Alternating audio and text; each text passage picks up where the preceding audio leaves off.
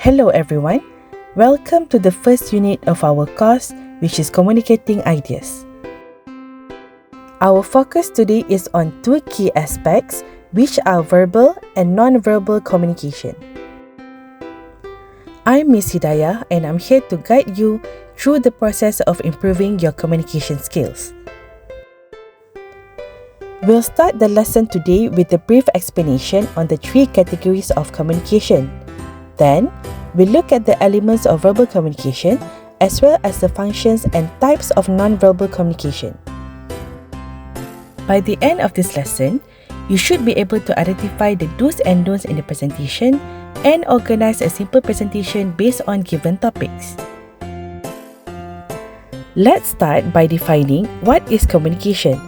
According to Oxford's English Dictionary, communication is the exchange of information either by speaking, writing, or using some other medium. Essentially, communication can be divided into three different but related categories. The first category is verbal communication.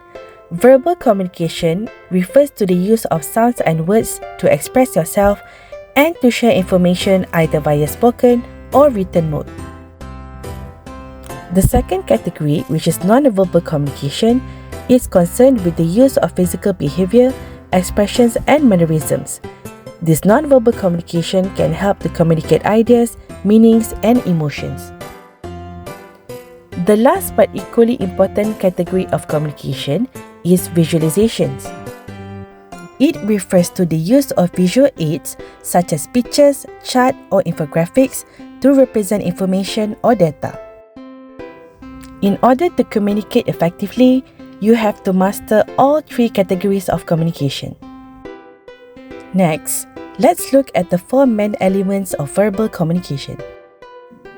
The first element is pronunciation. If you are able to pronounce words accurately, you will be able to express yourself clearly and confidently. If you encounter any words that you are not familiar with, especially for a presentation or speech, you should figure out how to pronounce them correctly.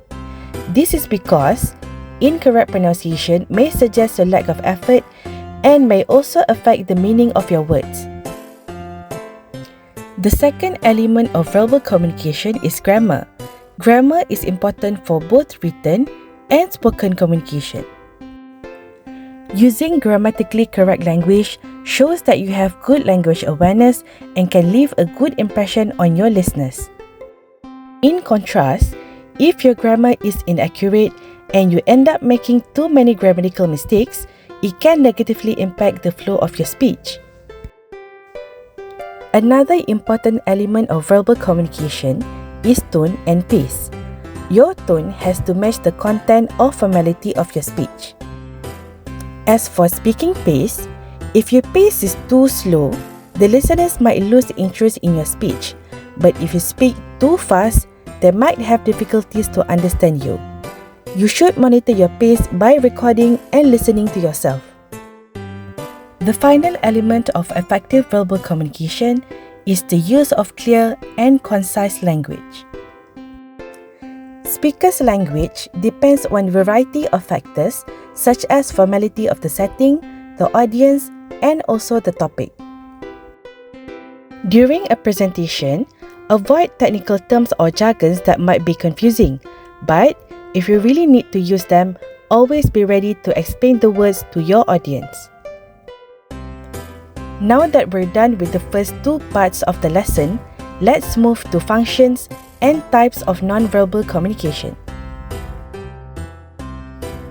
Through non-verbal aspects of communication, you can convey information about your emotional state, reinforce or modify what is said in words, provide feedbacks, and regulate the flow of communication. The functions can be achieved through these different types of non-verbal communication. The visual sense is dominant for most people, and this is why eye contact is highly important.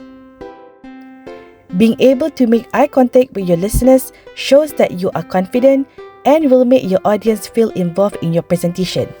Avoiding eye contact, on the other hand, can be seen as a sign that you are lacking in confidence. If you are not comfortable in speaking in front of other people, here are some tips on how to make eye contact.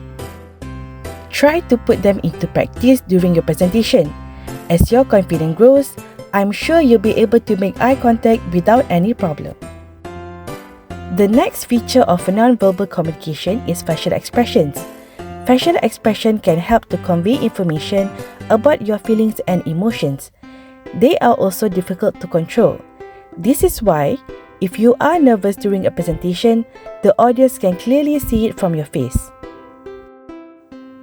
Another important feature is body posture and movement. Our body posture can either positively or negatively impact people's perception towards us. For example, putting your hands in your pockets can be seen as rude by your audience. You also have to be mindful of your body movements because too many movements can be distracting for your audience. Here are some examples of body posture and the signals you might send to your audience or listeners. It can be seen here that standing straight and keeping your hands open sends the most positive signal to your audience. Slouching, on the other hand, can give an impression that you are nervous and lacking in confidence. The last feature of non-verbal communication is gestures. In a presentation, you should utilize hand gestures to welcome your audience, to add emphasis to your main points, or to indicate an ending. We are finally at the last section of our lesson. Through the task 30 seconds filler-free speech, you should be able to notice that giving a speech without any filled pauses, delays, or hesitations is rather challenging. That is the reason why you have to put these tips into practice if you like to deliver an effective speech or presentation. The key points from these tips is that the only way for you to improve your communication skills is through practice and good preparation. In addition to that, it will also help a lot if you follow a clear structure in your speech. Before providing your main points and elaboration, your speech should always start with a greeting, and once you are done, your speech should end with a clear closing. As we wrap up, I would like to emphasize that the most important thing in communicating is ensuring that people are able to understand or comprehend your speech. This shows that having a different accent or dialect does not mean that you are speaking a language wrongly. Thank you for completing this video. I hope you have a clearer understanding on how the elements of verbal and non-verbal communication work together to convey ideas effectively.